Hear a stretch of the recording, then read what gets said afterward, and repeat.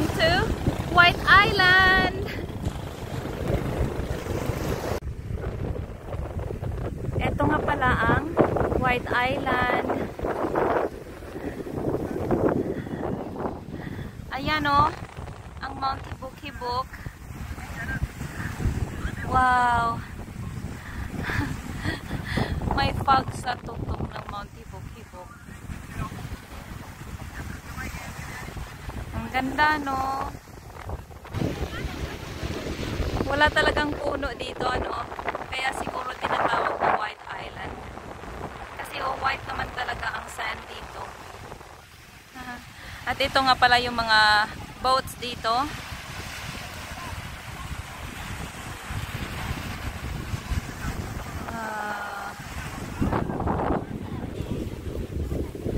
O diba?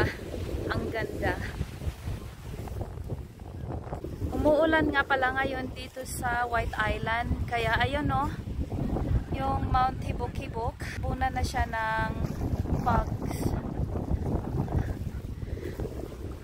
So kanina pagdating natin dito, kikita pa natin na yung fogs pababa pa lang. Nandito na pala tayo ngayon sa dulo nitong White Island. At eto nga pala ang view na makikita natin dito. Ayan o. Ayan yung Mount Hibok-Hibok. Hindi na natin makita. Natabunan na ng fogs kasi nga umuulan dito. At letter C pala ang shape nitong White Island. Ayan.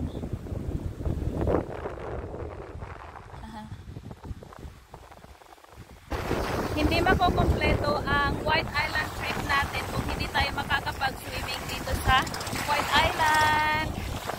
Ang tubig, hindi malamig. Napakalinaw ng tubig.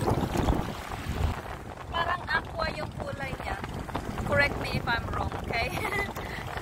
Ang ganda talaga dito sa White Island. Ayan o, tingnan nyo. Wow! Ang ganda, tingnan niya, no? Diyan pala ang Mount Hibok-Hibok. Hindi na natin makita. Ayan, no? Ang ganda.